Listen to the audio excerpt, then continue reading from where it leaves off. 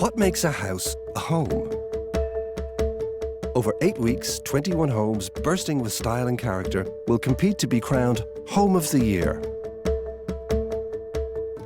Each week, 3 homeowners open their doors to our expert judges, who must decide which one should go through to the final.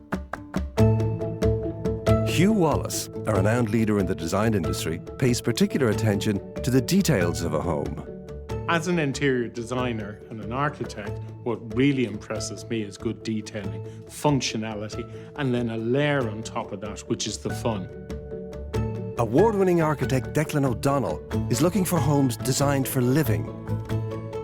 I'm actually really looking for that harmony of architecture in terms of the shell of the building and the interiors, because when they marry together, you get something really special. Helen James, textiles and homeware designer, has a passion for unique interiors. I really like individuality, and for me, personality is going to go a long way. But there can only be one winner. This is Home of the Year.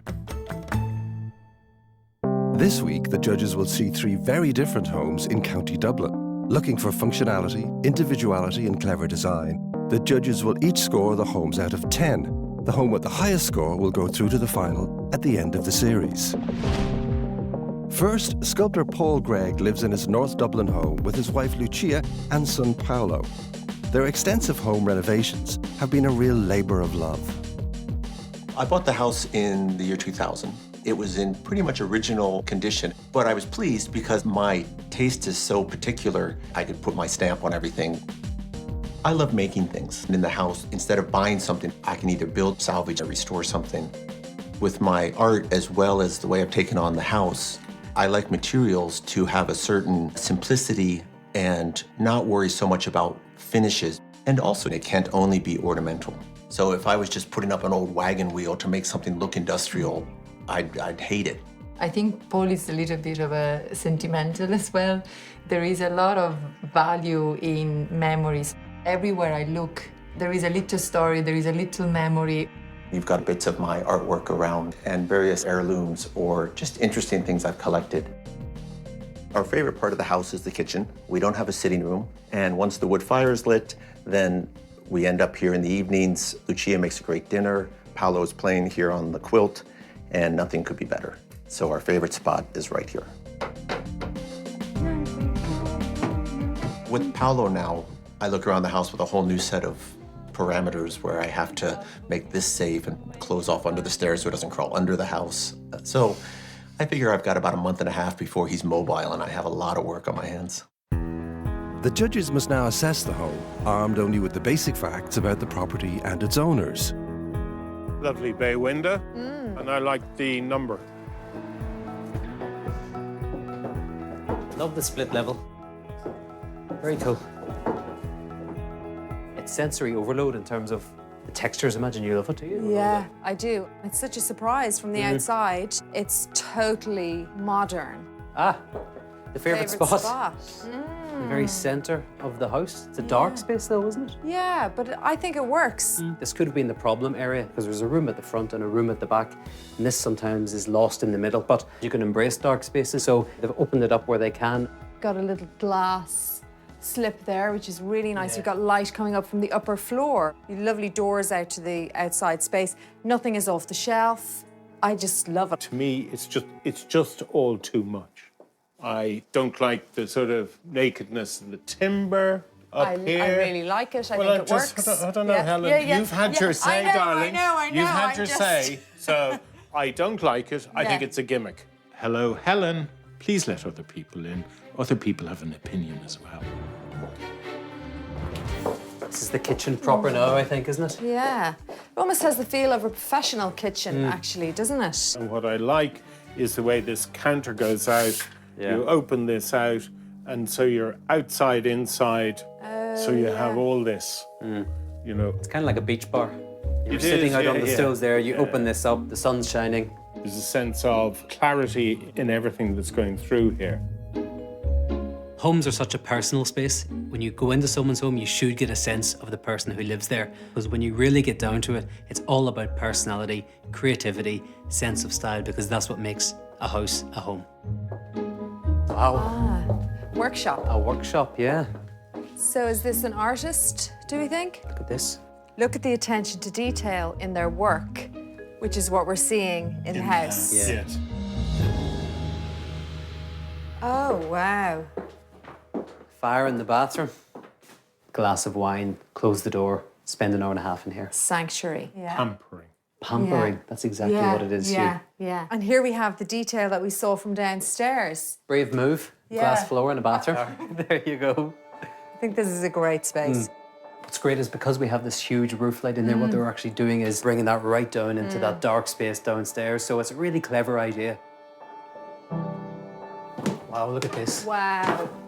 It's so bright. What a great space. The space is amazing. Got all this lovely light coming in. It's really terrific. And I've never seen that before, where the whole back roof is actually a window. Glazed. Yeah, it makes a huge difference to the space, but you can only do it because it's on the north face of the building. Okay. So you're not getting direct sunlight. Otherwise, it would be too hot. It's a nice room, isn't it? Yeah, I really love the cash register over there, which probably is from the era of the house. I just think it's a beautiful detail. I think the light fittings are fantastic, the way it's been detailed and designed. There's nothing here that's ajar. It shows a very high level of creativity. Why go out and source a light with a workshop out the back? You can just build one. There is a can-do attitude here, and they go and they do it, and I think that's to be admired. And here we have another lovely room. I think it's really nice the way they've kept all of the original features, but they've made it work in their style.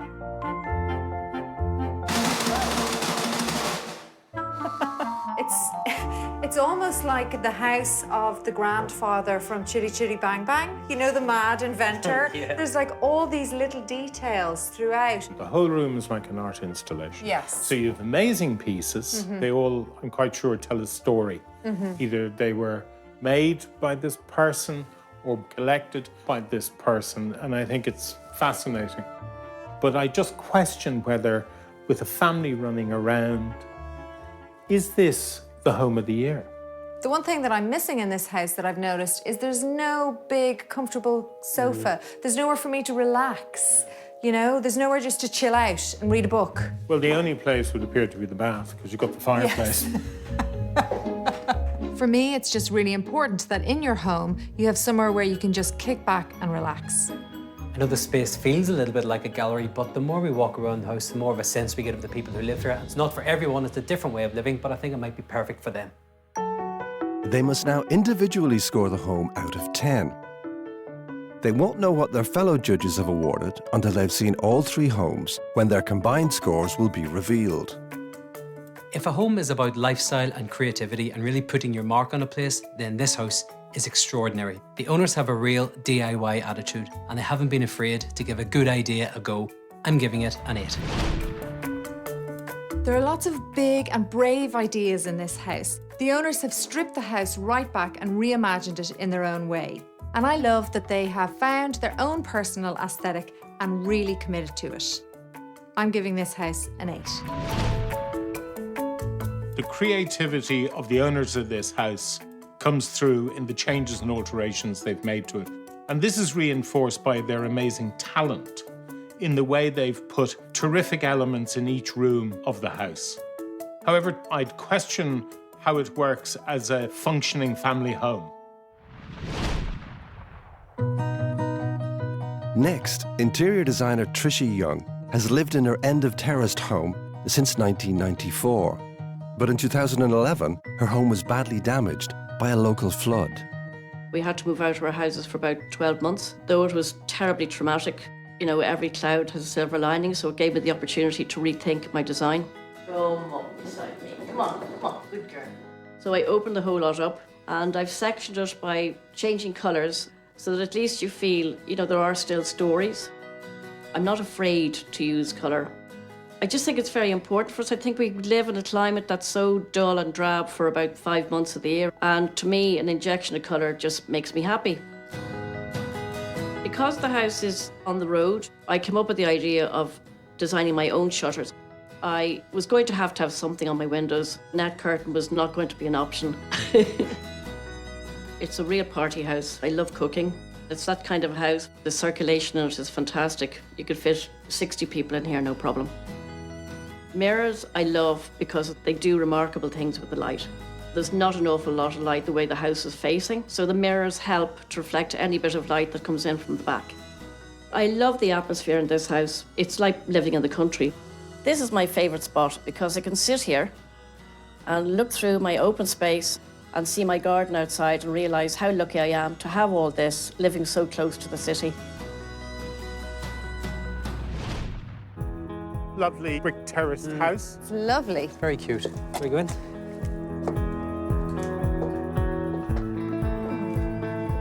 Wow. Lovely Beautiful. pieces of furniture. Beautiful. Real understanding of colour in this house. It's obviously a girly room, Yeah. which yeah, is fine. It's very feminine. Yeah, but that's what I like about it. The favourite spot is a chair. An iconic piece of design. It's a lovely piece. Yeah, it's very nice, very comfortable as well with a footstool. And you can see everything out into Yeah, the great view. wonderful back garden. It's a really nice place to sit. This room is all about colour. You've got the turquoise, the coral, the yellow, but the way that they've combined them all together is really successful, and that's actually a really difficult thing to do. But what's really good about the way they've used the colour is it defines the space and it works really well. I think it takes real skill to take such bold, brave colours and all of this pattern and create something as welcoming and refined as this space. I love this little detail of the shutter. What happens in these houses, otherwise you'd get net curtains. Whereas because you have this, you have privacy. It's a really good solution. What's really nice, actually, is their choice of floor finish. It's the one finish throughout the entire ground floor, so it unifies the space, but it allows everything else to sing. We're into the extension now, which is actually quite nice because you can see right from the very back of the house, right the way through. We've opened it up, but it's a bit of a shame because here we are, fabulous back garden in the middle of the city centre. You want to bring that right into the kitchen, and instead we have these very standard doors. There's a real opportunity there to do something bigger, to have a big sliding door, so you could really have inside and outside here. The shell of the building has been secondary, and it should be put at the very forefront because once that goes up, it's up for good. But would that have been down to budget? Yeah, there is a premium for those big doors and big windows, but when it's in, you'll never regret it. The size of the garden here, it's a real jewel in an urban area, and the architect in me is screaming out to really bring that garden inside. I just love that mirror. I think it's fantastic. This part of the space really works, but when I turn around here, I'm just not getting the same sense of personality. The problem here for me is just that the kitchen is a little bit forgotten, and you don't hear me say this very often, but it's a bit bare. Yeah, I totally agree. Yeah. I was surprised by Declan because I didn't think he liked clutter, and here he is trying to put it all over this person's wall. I really like the banister detail. Yeah. It really helps this space, particularly when you're coming up the staircase. I think we're back to the original part of the house now. It is quite narrow here, but what's great is that they've introduced this really nice roof light. It's flooding the place with natural light. It's actually making it very bright. Yeah, and I love the way they've brought this turquoise colour all the way up to the ceiling. Painting a wall in unusual colour is a really cost-effective way of bringing some life into a home, and if you don't like it, you just change repaint it. Lovely colour and textures again. I really like that they have covered the curtain pole with the same textiles. I think that's really, really clever. I haven't seen that before. However, there's too much going on with the pattern in this room. Yeah. They mightn't quite complement one another, but I actually like them. I like the fact that you're relying on these colours solely within this room because everything else is neutral palette. The great thing about interior design is the personality the owners come through. And there's no right or wrong. It's about what they like. There is an elephant in the room as well. This, I think it's an ensuite, but it just should never be here. Well, for me, it's a clever piece of design. And I love the glass because it brings light into the bathroom. However, the door is in the wrong place because when you're in the bed, you're looking straight into the bathroom. And it would have been more appropriate to have it around the corner. But I like the idea of the ensuite within the master bedroom. There is a real sense of joy when you walk into this house and you see the open plan room and the skill in terms of how they've broken it up with colour, an amazing art collection and the right furniture in the right place. However, architecturally, I feel that they've missed a few tricks along the way that really would have brought this house onto another level. For those reasons, I'm giving it a 6. The owner has great confidence and ability, and that comes through in the interior design. It tells a total story, and I loved it. The one area of the house that I felt was slightly disappointing was the kitchen. But in the overall context of the house, that's forgivable. I give this home an 8. There is a clear understanding of colour choices, textiles and pattern, and how to use that in a home to make it warm and welcoming. While the harmony loses its way for me in parts, overall, I'm impressed. Architects Eva Byrne and Gerard Carty live with their 2 teenage children in a 3-storey mews house in South Dublin. One Christmas, a stable came up for sale, which we couldn't really resist. As an architect, to build your own house is absolutely amazing. I would compare it to having a baby. It's nearly up there. We just basically compartmented the site into zones. So a zone for outside for parking a car, 3 zones inside, a living room, a middle zone, and then this kitchen family zone. We love our open plan living, but I also love the fact that we can slide over. These 3-metre high screens, they slide all the way over. That means there can be chaos in the kitchen while it's really calm outside. Storage is just so important. So we would have designed in as much storage as we could, but never compromising the sense of space. Every time you see a mirror or a panel, open it, there's probably storage behind it. When we moved in, our children were at primary school stage. As they became teenagers, we realised we were going to need somewhere where they could bring their friends. So we created a larger living room upstairs. But they do come down, they sound like animals. They come down for food. This is our rooftop extension, my sanctuary, where we get sun from the morning right through to the evening. I love it up here. I think we've created the best house that we could have on this site. It may not appeal to everybody, but it fits our family like a glove. Here we are. It's a mews house. Very discreet. What I love about mews houses is when you arrive up to them, you never know what to expect. Lovely.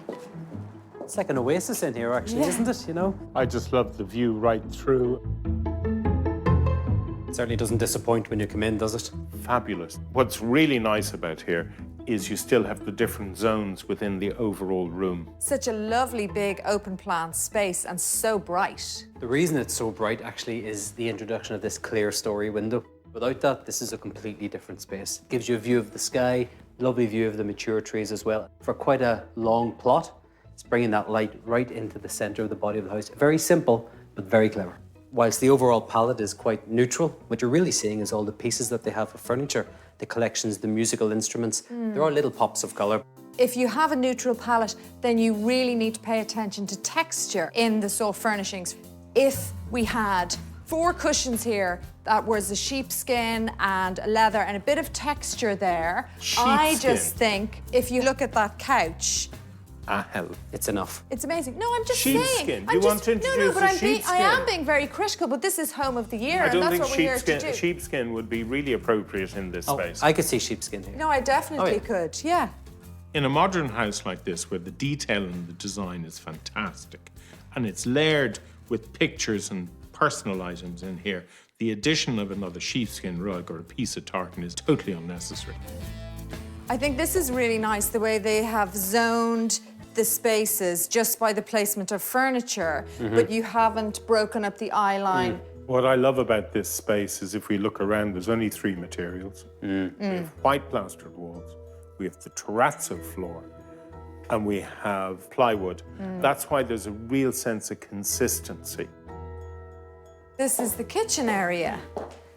Great big functional family kitchen. For me, what's a little disappointing about this space is the furniture.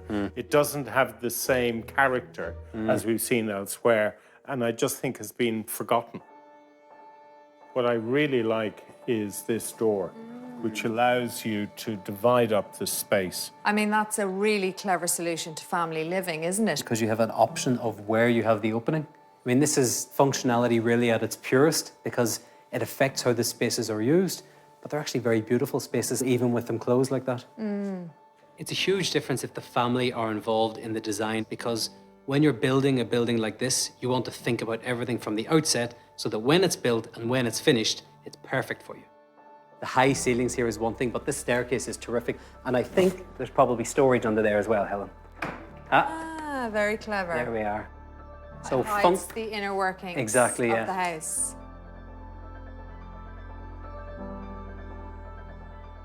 Oh, look at that. Wow. For the city centre, look at that view. Fantastic. It's like a lighthouse. Mm.